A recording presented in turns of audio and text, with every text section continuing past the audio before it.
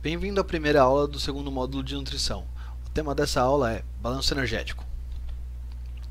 O balanço energético ele é a diferença entre o que você consome e o que você gasta. Então ele é a diferença entre as calorias consumidas e as calorias gastas, como a gente vê nessa fórmula.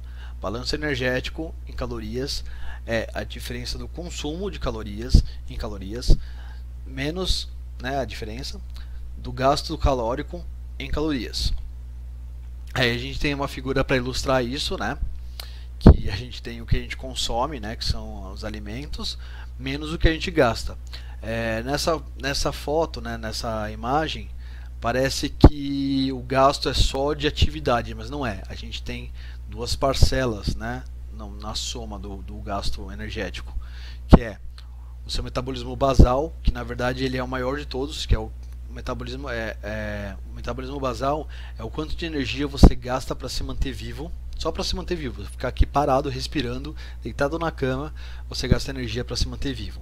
Todas as reações bioquímicas e fisiológicas, você gasta energia para você fazer elas e se manter vivo. E as de atividades. E quando a gente fala de atividade, não é só atividade física, não é só o treinamento de musculação e o treinamento de cardiovascular. A gente tem gasto, você vai varrer a casa, você vai até a padaria comprar pão, tudo que você faz. Eu falando aqui com vocês agora nesse momento, eu estou gastando energia.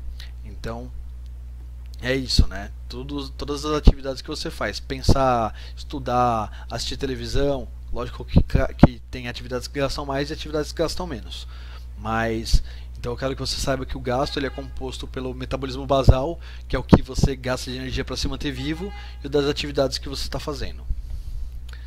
As calorias elas vêm da alimentação, meio óbvio, mas é importante a gente falar que cada alimento que você consome tem um valor calórico que você absorve isso e utiliza isso como fonte de energia. Então, como eu já disse, as calorias elas gastas, elas vêm tanto do metabolismo basal quanto das atividades que a gente faz. Então, de novo, mais uma vez, o balanço energético é o consumo menos o gasto de energia. E aí a gente tem um exemplo. O João consome 3.000 calorias e gasta 2.000 calorias. Calcule o balanço energético de João. Então, o balanço energético é o consumo menos o gasto. Ele consome 3.000 calorias e gasta 2.500. Então, a gente tem que o balanço energético ele é de 500 calorias. Eu coloquei um mais ali, que mais pra frente vocês vão ver por quê. Aí nós temos o Damião, que ele consome 2.500 calorias e gasta 3.500. Então, calcule o balanço energético do Damião. Está escrito errado lá. Balanço energético é igual ao consumo menos o gasto. Então ele consome 2.500 e gasta 3.500. Então o balanço energético dele é de menos 1.000 calorias, E agora a gente vai entender que existem três possíveis condições que o balanço energético assume, Então o primeiro é o balanço energético positivo, quando a gente consome mais do que a gente gasta. A gente tem o ganho de peso. Depois a gente tem o balanço energético negativo, que é quando a gente gasta mais do que a gente consome. Então a gente tem uma perda de peso. E a gente tem o balanço energético neutro, que é quando a gente consome a mesma coisa que a gente gasta. Então a gente não tem variação no peso. O peso ele nem sobe e nem desce. É muito importante que fique bem claro para você agora que o aumento ou diminuição do peso ou manutenção do peso, ele é somente ligado com o balanço energético. Se ele é positivo, se ele é negativo, se ele é neutro.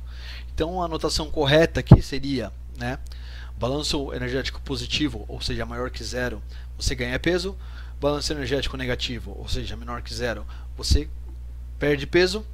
Balanço energético igual a zero, ou neutro, ou nulo, ele mantém o peso, você não ganha nem perde. Só que se essa alteração de peso, ou esse ganho, ou essa perda, vai ser de músculo ou de gordura, de massa magra ou de massa gorda, aí entram outras variáveis no processo, que a gente vai falar mais para frente. E tem duas variáveis que elas são inseparáveis nessa análise, que é a quantidade de calorias, quantidade dos nutrientes que você come, e as qualidades. E as qualidades não é se é bom ou se é ruim, mas sim as características dos nutrientes que compõem aquele alimento. Então, o índice glicêmico dos carboidratos presentes naquele alimento, né? O tipo de gordura que tem naquele alimento, e por aí vai, são só exemplos, tá? Então, é isso, e até a próxima aula.